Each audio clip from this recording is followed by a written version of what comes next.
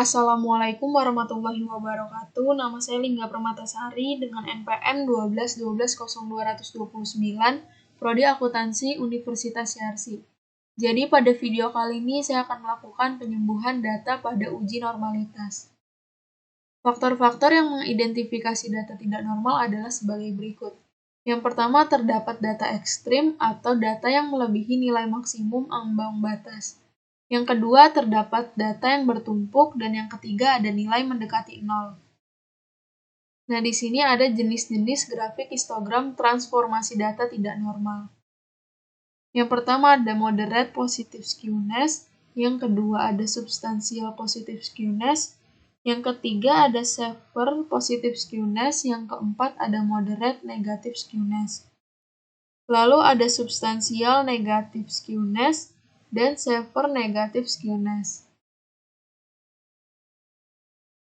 Lanjut, di sini ada solusi alternatif untuk mengatasi gejala data yang tidak normal dalam model regresi. Untuk bentuk grafik histogram moderate positive skewness, bentuk transformasi datanya itu memakai SQRT atau akar kuadrat. Lalu untuk substansial positive skewness, bentuk transformasi datanya yaitu LG10 atau logaritma 10 atau ln. Untuk severe positive skewness dengan bentuk L, bentuk transformasi datanya itu 1/X atau inverse. Untuk moderate negative skewness, bentuk transformasi datanya SQRT dikali K dikurang X.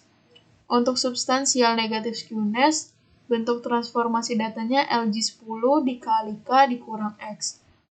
Dan yang terakhir, untuk severe negative skewness dengan bentuk J, bentuk transformasi datanya itu 1/K dikurang X.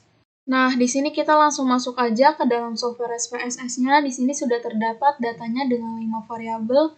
Yang pertama ada income, yang kedua ada earns, yang ketiga ada worth, yang keempat ada EXP, yang kelima ada age. Nah, langkah pertama itu kita klik analyze, lalu regression, lalu linear. Nah, untuk income ini kita pindahkan ke dependent, dan untuk sisanya kita pindahkan ke independent. Lalu kita masuk ke plots. Di sini untuk zip-rate-nya kita masukkan ke X, lalu stresheet-nya kita masukkan ke Y. Lalu kita klik continue, kita masuk ke save. Untuk di bagian residual ini kita checklist yang unstandardized. Lalu kita klik continue, lalu klik OK. Nah, jika sudah muncul hasilnya kita balik lagi. Kita klik analyze, non-parametric test, legacy dialog, one sample key S. Nah, untuk di sini yang unstandardized residual satunya ini kita pindahkan ke test variable list. Lalu kita klik OK. Nah, di sini sudah muncul hasilnya. Di sini kita bisa mengetahui apakah data tersebut adalah data yang normal atau tidak pada tabel one sample Kolmogorov-Smirnov test. Di sini bisa kita lihat di bagian nilai signifikan. Nah, di sini nilai signifikannya 0,000, yang dimana kurang dari 0,05. Nah, jika nilai signifikannya kurang dari 0,05 itu, berarti data ini adalah data yang tidak normal atau terdeteksi tidak normal. Nah, karena di sini datanya tidak normal, maka kita akan melakukan penyembuhan data. Kita balik lagi ke menu awal, kita klik analyze, non-parametric test, legacy dialog, one sample key S. Nah, di sini unstandardized residual satunya kita pindahkan, lalu kita masukkan yang income, earns, wealth, EXP, dan juga age. Lalu kita klik OK. Nah, di sini sudah bisa dilihat di outputnya sudah muncul pada tabel one sample Kolmogorov-Smirnov test. Di sini bisa kita lihat untuk variabel income, nilai signifikannya yaitu 0,011. Lalu untuk variabel earns-nya itu 0,010, untuk worth-nya itu 0,000, untuk EXP 0,200, dan untuk age 0,028. Nah, berarti dari kelima variabel ini, Yang datanya normal itu hanya yang variabel exp, karena nilai signifikannya itu lebih besar dari 0,05. Selain dari variabel exp, itu datanya tidak normal karena nilai signifikannya itu kurang dari 0,05. Karena dari 4 variabel ini datanya tidak normal, maka datanya akan kita sembuhkan. Nah, sebelum itu kita akan lihat dulu grafiknya, atau kita buat dulu grafiknya untuk mengetahui bentuk transformasi data apa yang akan kita pakai atau rumus apa yang kita pakai. Apakah kita akan memakai ln atau sqrt. Nah, di sini kita balik lagi ke menu awal. Kita masuk ke graph, legasi dialog, lalu histogram. Nah, di sini kita masukkan yang income ke variabel, lalu kita checklist yang display normal curve, lalu kita klik OK.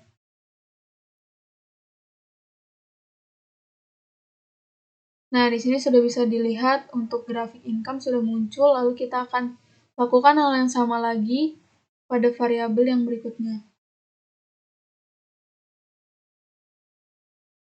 Di sini kita masukkan yang earns ke variabel, lalu klik OK. Jika sudah, kita masuk lagi ke graph legasi dialog, histogram, lalu kita masukkan yang world ke variabel, lalu klik OK. Jika sudah,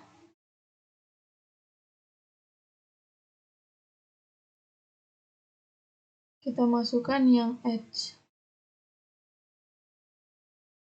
Nah, di sini kenapa kita tidak buat grafik EXP? Karena di sini EXP-nya datanya sudah normal, jadi kita nggak perlu lagi untuk melihat grafiknya. Lalu kita klik OK. Nah, di sini sudah muncul hasil dari grafiknya. Pertama kita lihat dari grafik variabel income. Nah, di sini menurut saya grafiknya itu lebih condong seperti grafik jenis substansial. Lalu untuk variabel earns ini, menurut saya grafiknya juga lebih condong seperti jenis grafik substansial. Lalu kita masuk ke variabel world. Nah, di sini menurut saya grafiknya masih membingungkan karena di sini bisa terlihat seperti jenis grafik substansial atau moderate. Nah, karena di sini kita masih bingung lebih condong ke substansial atau moderate, nanti kita bisa pastikan ketika kita transform. Lalu, untuk variabel yang terakhir di sini, variabel edge, menurut saya grafiknya itu juga lebih condong seperti jenis grafik yang substansial. Nah, di sini kita balik lagi ke menu awal, lalu kita klik transform, compute variable. Nah, untuk di target variabel ini, seperti tadi, seperti jenis grafik tadi, jika jenis grafiknya itu lebih condong ke substansial, berarti memakai rumus ln, lalu untuk grafik yang moderate itu memakai rumus yang sqrt. Nah, tadi untuk variabel yang income, itu grafiknya lebih condong ke substansial. Berarti di sini kita di target variabelnya kita isi dengan ln income. Lalu untuk di numeric expression ini kita cari dulu rumusnya, kita klik all, lalu kita cari ln. Jika sudah, kita pindahkan ke atas, lalu di dalamnya ini kita masukkan yang income. Lalu kita klik OK. Nah, jika sudah muncul, kita akan lakukan hal yang sama lagi pada variabel berikutnya.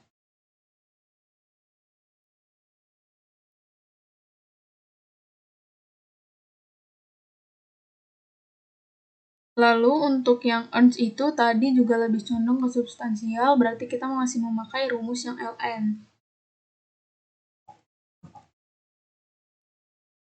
Di sini tinggal kita ganti aja atau kita masukkan earns-nya itu ke dalam rumus, lalu kita klik OK.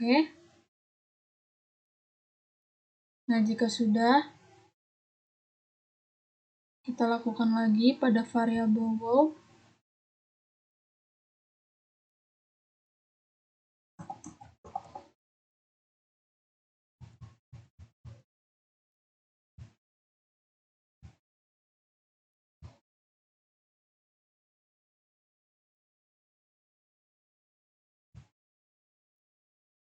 Nah, di sini karena tadi world itu kita masih ragu atau masih bingung, apakah dia lebih condong ke dalam jenis grafik yang moderate atau substansial, berarti di sini world-nya kita cobain aja ke dua rumusnya, yaitu tadi jika moderate rumusnya adalah SQRT. Kita cari di sini rumusnya SQRT.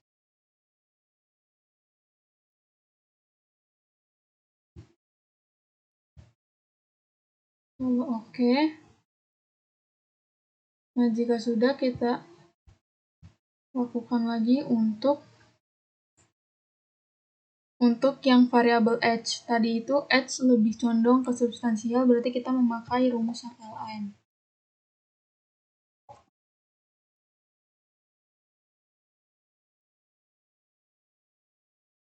Di sini kita cari lagi rumusnya yang Ln.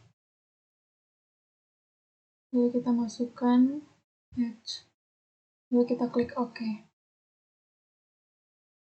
Nah, di sini sudah muncul hasilnya. Ada Ln income, Ln earns, Ln world, SQRT world, dan Ln edge. Lalu kita masuk ke langkah selanjutnya, kita klik analyze, regression, lalu linear. Nah, untuk dependent ini kita ganti menjadi yang Ln income. Lalu untuk independentnya juga kita ganti menjadi Ln earns, Ln world, SQRT world, dan Ln edge. Dan jangan lupa kita juga masukkan yang EXP. Lalu kita langsung klik OK.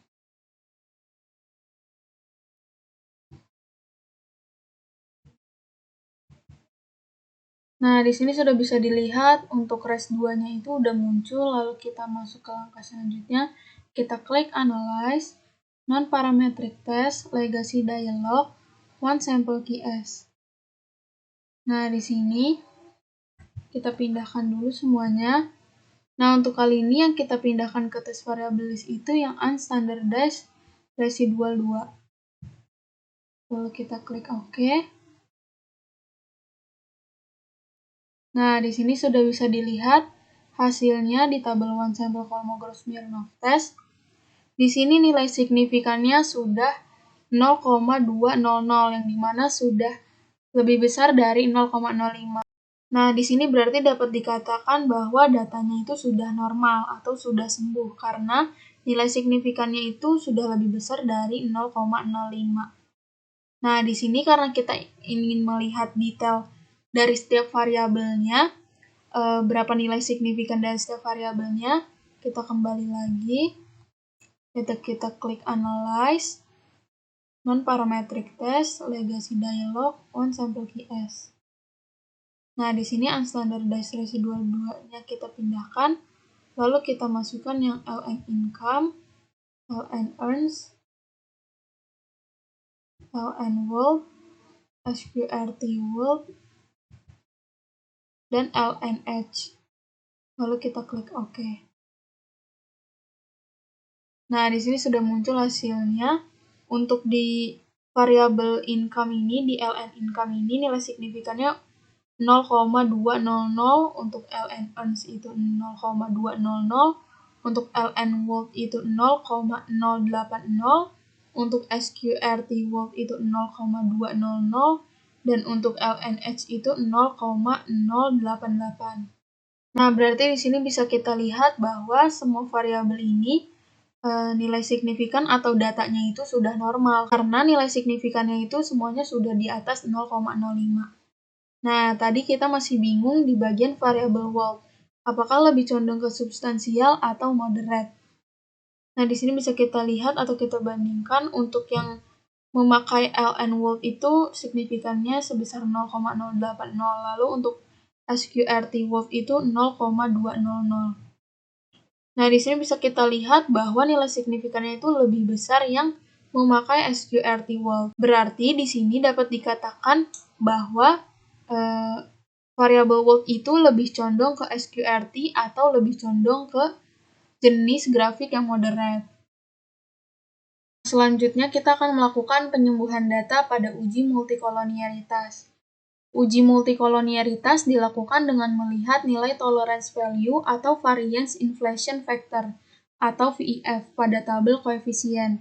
Kriteria hasil pengujian adanya multikolonialitas yaitu sebagai berikut. Lihat pada kolom collinearity statistik pada tabel koefisien. Jika tolerance value-nya kurang dari 0,1 atau VIF-nya lebih besar dari 10, maka terjadi multikolonialitas. Sebaliknya, jika tolerance value lebih besar dari 0,1 atau VIF-nya kurang dari 10, maka tidak terjadi multikolonialitas. Faktor yang mengidentifikasi gejala multikolonialitas dalam model regresi yaitu suatu keadaan di mana data menunjukkan kolerasi linier yang perfect di antara variabel penjelas yang dimasukkan ke dalam model regresi. Akibatnya, nilai yang dihasilkan tidak dapat dipastikan nilainya. Solusi alternatif untuk mengatasi gejala multikolonialitas dalam model regresi. Yang pertama, melakukan alternatif uji lain untuk mendeteksi gejala multikolonialitas dalam model regresi, seperti uji korelasi. Yang kedua, melakukan transformasi data seperti ln, log, atau lag, dan lain-lain. Yang ketiga, mengeluarkan variabel yang berkorelasi tinggi. Yang keempat, melakukan outlier terhadap data ekstrim, atau jika diperlukan, maka boleh menambah sampel baru supaya sebaran data menjadi lebih bervariasi. Nah, di sini sudah ada datanya, yaitu langkah pertama, kita klik Analyze, Regression, Linear. Nah, di sini, untuk dependennya itu kita masukkan yang income, lalu untuk yang independennya itu, kita masukkan yang earns, world, exp, dan juga age.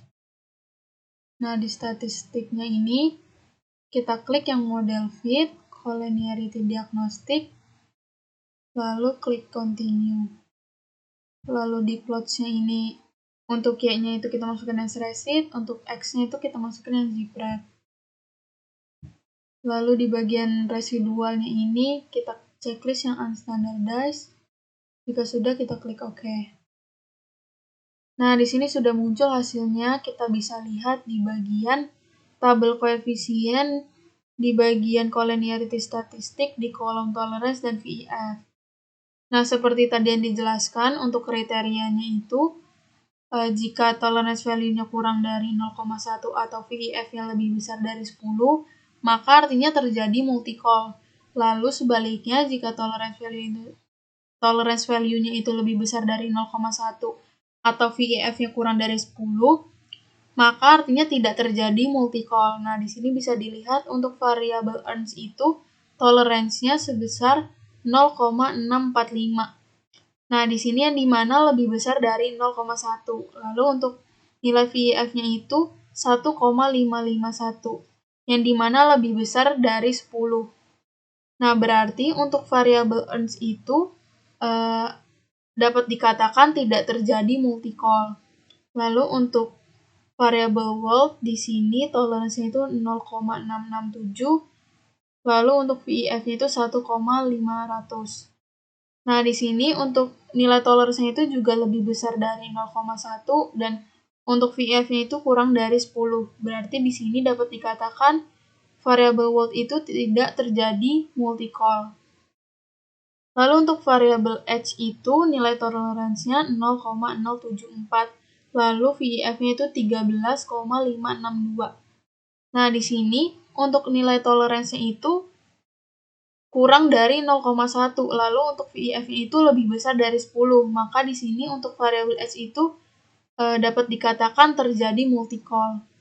Lalu untuk variabel yang terakhir exp, di sini toleransinya itu 0,073, lalu VIF-nya 13,714, yang dimana sama kayak variabel tadi, variabel H, nilai tolerance value itu kurang dari 0,1, lalu untuk VIF itu lebih besar dari 10, maka di sini dapat dikatakan bahwa variabel exp juga terjadi multicol. Nah, untuk penyembuhan data pada uji multicol ini, caranya kita bisa sembuhkan dengan menghilangkan salah satu dari variabel yang terjadi multikolonialitas, yaitu yang variabel H atau EXP. Nah, lalu kita masuk lagi ke menu awal. Di sini kita klik Analyze, Regression, lalu Linear. Nah, di sini tadi kan di independennya kita masukkan yang Earnsworth, H, dan EXP. Nah, di sini kita keluarkan atau kita hapus yang variabel yang terjadi multikolonialitas tadi, yaitu yang H atau EXP. Di sini kita keluarkan yang H. Jadi yang tersisa hanya yang Earnsworth dan EXP. Lalu kita klik OK. Nah, di sini sudah muncul hasilnya. Kita lihat di tabel koefisien di kolom tolerance dan VIF. Nah, di sini yang tersisa variabelnya hanya Earnsworth dan EXP, karena H-nya tadi kita buang. Nah, di sini kita lihat untuk tolerance di variabel Earns itu 0,697, untuk VIF-nya itu 1,434, untuk VIF-nya itu 1,434, yang dimana tolerance value-nya ini kurang dari 0,1, yang dimana tolerance value-nya ini lebih besar dari 0,1 dan VIF-nya ini lebih besar dari 10. Nah, maka di sini untuk variabel Earns-nya itu tidak terjadi multicol. Lalu untuk variabel Wolff-nya di sini nilai toleransinya itu 0,785 dan VIF-nya itu 1,274. Nah, di sini juga nilai toleransinya itu lebih besar dari 0,1 dan VIF-nya itu kurang dari 10. Nah, berarti di sini juga variabel Wolff itu tidak terjadi multicol. Lalu untuk yang terakhir, variabel EXP, di sini nilai toleransinya itu 0,702, lalu VIF itu 1,425. Nah, di sini juga nilai toleransinya itu lebih besar dari 0,1 dan VIF-nya itu kurang dari 10. Nah, berarti di sini kita dapat simpulkan bahwa data ini sudah sembuh karena untuk ketiga variabel ini semuanya tidak terjadi multikolonialitas. Penyembuhan data pada uji autokorelasi. Pengujian autokorelasi menurut Ghazali ada beberapa pengujian yang dapat dilakukan seperti uji Durbin-Watson, uji statistik, serta uji rantes. Uji autokorelasi bertujuan untuk menguji apakah dalam model regresi ditemukan adanya korelasi antar variabel pengganggu atau residual pada periode T dengan kesalahan pengganggu pada periode T-1 sebelumnya. Jika terjadi korelasi antar variabel pengganggu, maka hal tersebut dikatakan adanya masalah autokorelasi. Faktor-faktor lain terjadi gejala autokorelasi adalah sebagai berikut. Yang pertama, adanya kesalahan dalam pembentukan model regresi. Yang kedua, tidak memasukkan variabel yang penting dalam model regresi. Yang ketiga, memanipulasi data. Yang keempat, menggunakan data yang tidak empiris. Uji autokorelasi pada kali ini saya akan melakukan dengan uji rantes. Dasar pengambilan keputusan dalam uji rantes yaitu jika nilai signifikan tutelnya lebih kecil dari 0,05, maka terdapat gejala autokorelasi. Sebaliknya, jika nilai signifikan tutelnya lebih besar dari 0,05, maka tidak terdapat gejala autokorelasi. Di sini kita langsung masuk aja ke dalam software SPSS-nya, kita input datanya. FTP dalam bentuk Excel. Di sini kita pakai contoh panel 1, open, lalu oke. Nah, jika sudah terinput seperti ini, langkah pertama yang akan kita lakukan yaitu memunculkan residual 1.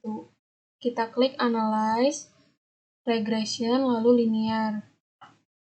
Nah, di sini untuk Y1-nya kita pindahkan ke Dependent, untuk X2 dan X3-nya kita pindahkan ke Independent. Kita masuk ke statistik. Di sini kita checklist yang estimate dan model fit, lalu continue. Kita masuk ke plots. Di sini zip rate-nya kita pindahkan ke X dan resitnya kita pindahkan ke Y. Lalu kita klik continue, kita masuk ke save. Di bagian residual kita checklist yang unstandardized. Lalu kita klik continue, lalu OK.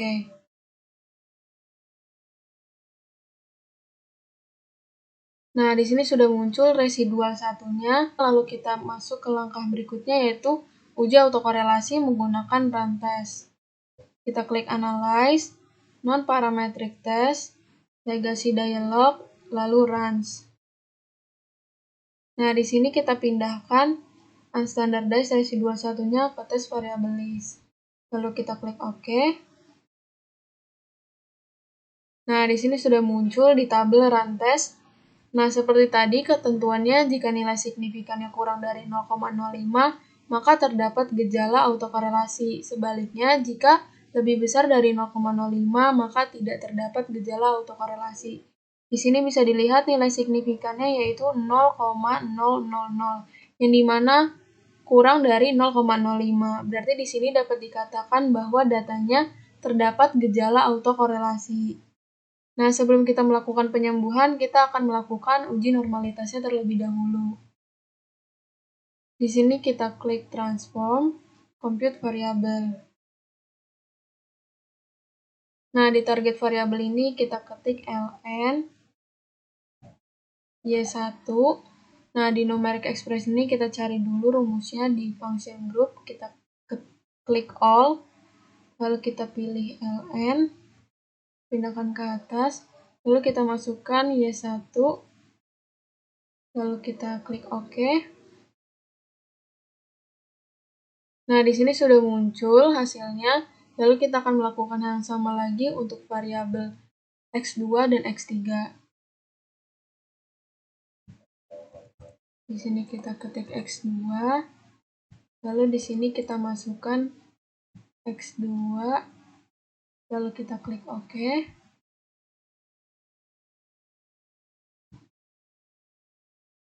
Lalu di sini kita ketik x3, dan di sini pun x3. Lalu kita klik OK.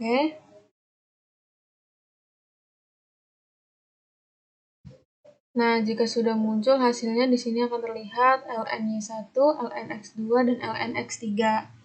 Lalu di sini langkah selanjutnya kita akan memunculkan residual 2, yaitu kita klik analyze,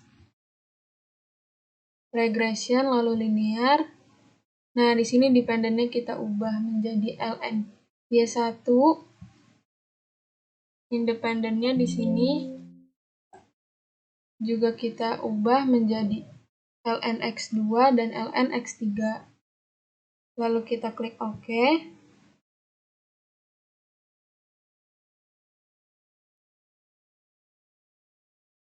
Nah, di sini sudah bisa dilihat res2-nya sudah muncul. Lalu kita akan melakukan uji normalitasnya. Di sini kita klik analyze, non-parametric test, legacy dialog, lalu one sample key S. Nah, di sini kita masukkan yang unstandardized residual 2 ke test variable list. Lalu kita klik OK. Nah, di sini sudah muncul hasilnya di tabel one sample Kolmogorov-Smirnov test. Di sini bisa dilihat nilai signifikannya yaitu 0,200, yang dimana lebih besar dari 0,05. Nah, di sini jika nilai signifikannya lebih besar dari 0,05 itu berarti data tersebut terdistribusi dengan normal.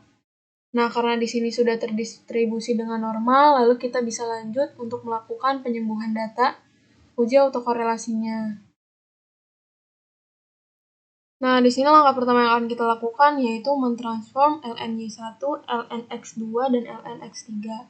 Kita klik transform, compute variable. Di sini kita tambahkan menjadi leg y1. Lalu di sini kita hapus, kita pilih leg.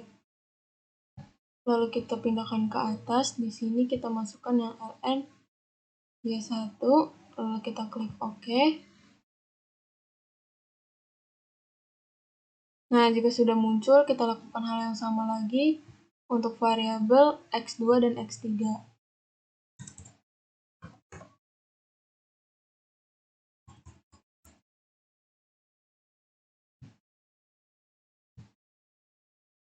Lalu kita klik OK. Dan yang terakhir, kita lakukan untuk variabel X3.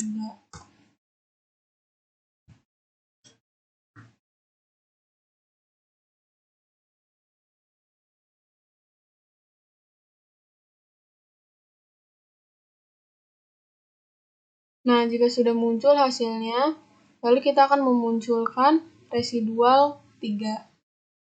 Kita klik Analyze, Regression, lalu Linear. Nah, untuk dependennya ini, kita ganti menjadi like ln y1. Dan independen ini, kita ganti menjadi like ln x2 dan like ln x3.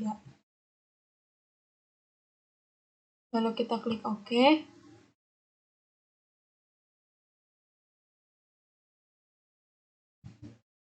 Nah, di sini sudah muncul hasilnya untuk res3-nya. Lalu kita akan mentransform kembali res3-nya. Kita klik transform, compute variable. Di sini kita ganti menjadi like res3. Dan di sini kita masukkan yang unstandardized res3. Lalu kita klik OK.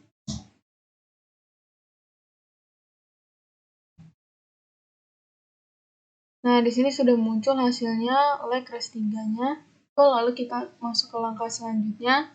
Kita akan memunculkan tabel koefisien. Di sini kita klik Analyze, Regression, lalu Linear. Nah, di sini dependennya kita ubah menjadi yang unstandardized res3. Lalu untuk independennya di sini kita ubah menjadi yang like res3. Lalu kita klik OK. Nah, di sini sudah muncul hasilnya. Nah, di sini bisa dilihat tabel koefisiennya sudah ada. Nah, untuk di kolom B ini, like res3-nya itu nilainya sebesar 0,876. Di sini mesti kita ingat karena kita akan mentransform langkah selanjutnya. Nah, di sini kita akan mentransform kembali, yaitu kita klik transform, compute variable. Di target variabel ini kita ketik ln y1 add, lalu di numeric expression ini kita pindahkan yang ln y1 dikurang dengan angka yang ada di kolom B tadi, yaitu sebesar 0,876. Lalu dikali dengan like ln y1. Lalu klik OK. Lalu kita lakukan hal yang sama lagi pada variabel X2 dan X3.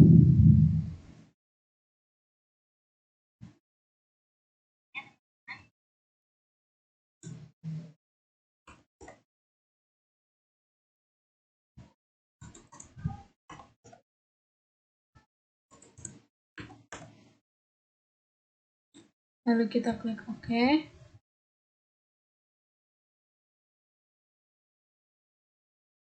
Lalu kita lakukan lagi untuk variabel yang X3.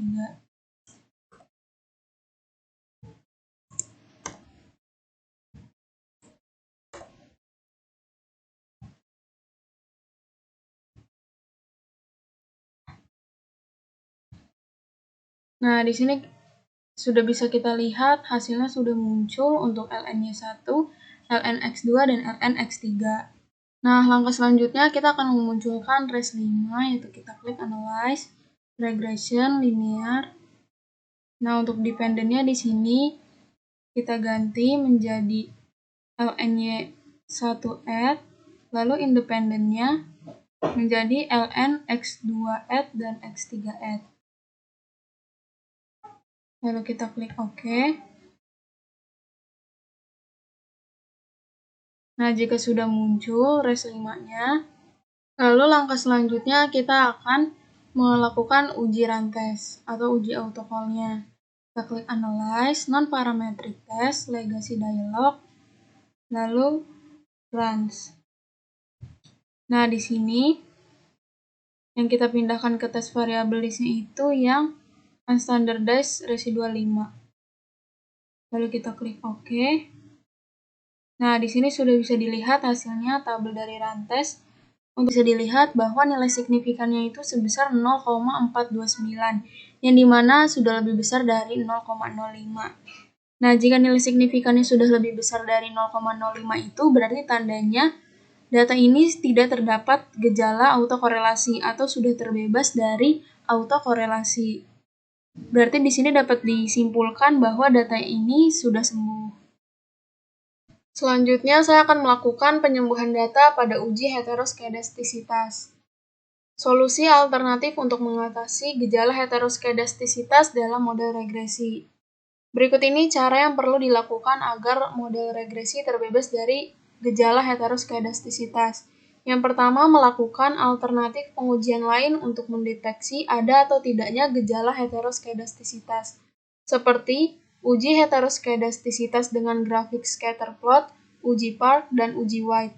Yang kedua, melakukan transformasi data penelitian seperti LN, log10, lag, dan lain-lain. Yang ketiga, melakukan outlier terhadap data yang ekstrim, atau jika diperlukan, maka kita boleh menambahkan sampel baru supaya sebaran data menjadi lebih bervariasi atau beragam. Langkah pertama yang akan kita lakukan yaitu memunculkan residual 1, yaitu kita klik Analyze, Regression, lalu Linear. Dan untuk dependent di sini kita masukkan yang Y1, lalu untuk independent kita masukkan yang X2 dan X3. Lalu kita masuk ke statistik. Di sini kita checklist yang estimate dan model fit. Lalu di plots, di sini zip-rate kita pindahkan ke X, resitnya kita pindahkan ke Y. Lalu continue, kita masuk ke save. Di bagian residual kita checklist yang unstandardized. Lalu continue, lalu OK.